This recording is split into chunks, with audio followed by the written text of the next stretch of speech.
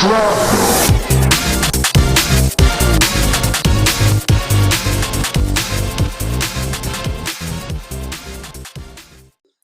did you watch Prey? I did watch Prey, yeah. I did. Your thoughts? I think it would have been better if if no one spoke English. I think that was a bit shit. I agree. Yeah, they brought me out of the illusion a little bit of that.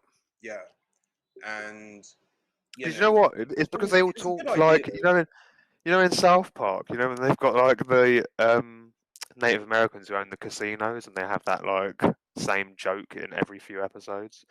They all sounded like them, and I just couldn't get that image out of my head. Yeah. But as well, another thing about that film, like I enjoyed most of the film, but the storyline of you're a woman, you can't do this. I'll show them I can do this. It's such a boring ass trope that I see constantly nowadays. Like, we can have women as strong characters without the main plot of them being that they're a woman. You know what I mean? I do. I think the new Terminator film had the same issue, where you could tell that they thought they were being really woke and really aware, and they ended up being a little bit tone deaf to their own points. What was the latest one? The one Dark Fate. Genesis. No, I don't think I watched that. Dark Fate. It's got Sarah Connor's back. Linda Hamilton comes back as Sarah Connor. She's the main character? No, she's more like the "come with me if you want to live" character. The Yoda. Yeah, she's the Yoda. Yeah. But yeah. Okay. It's a bit up itself. It's very up its own arse. It thinks it's really progressive when it's sort of tone deaf. It's stupid because Terminator is already a film that already had a strong woman that was not about her being a woman.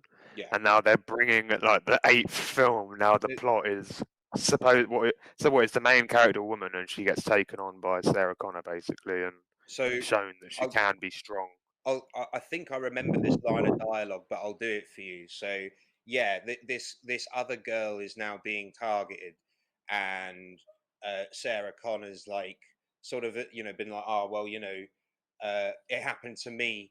You're probably going to give birth to the man who leads the resistance because of your womb, and it's like what? It's so fucking weird. It's like I don't get it. It's just a bit much. It's just a bit much. And the movie stops to make this point, and you can tell that they think they're being really clever, and it's just painful. So yeah, I don't think Prey is as painful as some of the shit that I've seen. I don't think it's as heavy-fisted as some of the other stuff I've seen come out with the same issue. But yeah, it definitely suffers from this trope of unaware female empowerment when there's so many other examples of actual female empowerment. Yeah, I think Rocky, like Adrian in Rocky, I think is a good example. She doesn't compromise the person she is. She never turns into this diva or anything. She's a very, very, very well-written character. And to think that Sylvester Stallone wrote this really good female character in cinema history is kind of mad. But yeah, Stallone, you have him to thank. Just one more quick question about Prey before we move on. Go on. Do you think that do you think Prey was always the plan? Because obviously there's that bit at the end where she gets the gun, or no, she gives the flintlock pistol. Oh, what is it? Yes, the gun gets handed over to the Predator, was it? Or the Predator takes the gun or something? And it will reappear. And then obviously you see that in Predator 2. Yeah. Do you think that was the plan all along, or do you think they just thought, how are we gonna like write this gun into a film? I think they just wrote that gun in best they could. Honestly, I think if you wanted to do a prequel Predator film in a different era, I have no problem with that. I think it's a great idea.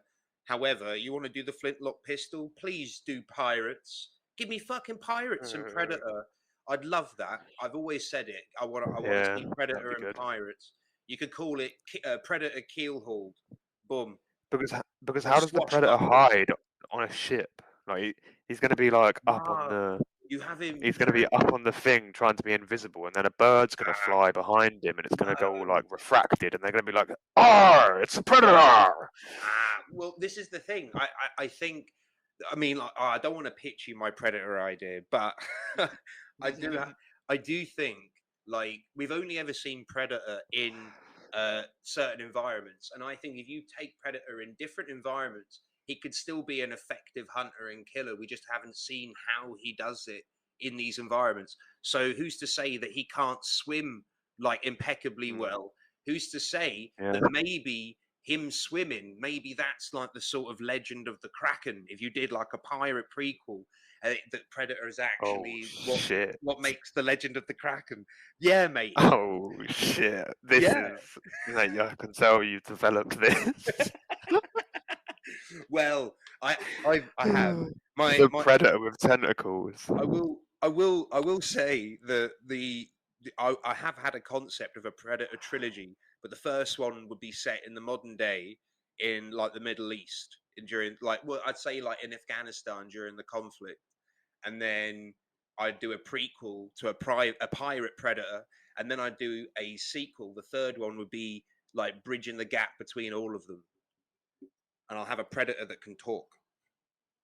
Oh, it's one Predator that's going to be in all three of these films. Well, yeah. Well, so in the first one, is it going to be like a Rise of the Planet of the Apes sort of thing, a Predator trilogy from the Predator's point of view? Yeah. Well, not from the. So what it would be, the first one, they beat the Predator, but then like in the end credit scene, a Predator with like a very distinctive scar shows up, and like you know, to sort of do cleanup duty or whatever. And then the prequel, we have this other story where the Predator will survive but get this scar. So we know that this has been the origin of the Predator that we saw in the first one. And then in the third one, he'll be the main bad guy. And he's like taking people that have beaten Predators over the years and put them, and he's like maybe in the Predator race, you can only like die honorably in a hunt, and he's never been killed. So he's like, so Arnie's back, like all of like Danny Glover, we're bringing him back. You know, all of these guys that have managed to defeat Predators, they're going to be brought back. And this guy's like, I'm going to hunt you, so you've either got to kill me before I kill you, basically. And it's basically this Predator's idea of like dying an honorable death, because no one's been worthy prey yet. That's a good idea. You better get a move on. Yeah, I know. Yeah, these guys are going to die. But I will say, you can have AI. You can have CGI. I want in my first one, in the one in the Afghani war, I want Dwayne "The Rock" Johnson. That's who I want. He's going to be our main guy. So it's going to be Dwayne. What's the story of the one in the war? So it's going to be Predator is going to be killing American troops. So it's going to be American troops and like sort of let's say a Taliban allegory, and let's say they're fighting each other, but then a Predator shows up and fucks them all up. So the last, like the very few survivors of each group, they have to band together to survive the Predator. Oh, I know where you're going with this. So the Predator's going to basically be Bin Laden. Yeah, basically. Yeah, I get you. The idea is war bad. That's the message. War bad. Wait, no, so the Predator's going to be George Bush. Yeah. Well, he's all of them, really. He's all of them. It's just an idea for a Predator film, if I'm honest. It's a good one. Yeah, I know. I'm pretty pumped for it. Whoever owns Predator, get on the blower. Whatever happens, they just need to start pumping out more films like Prey. Yeah. Like even if like just do a few other time periods that are just spin-offs would be good. Yeah, I'd love it.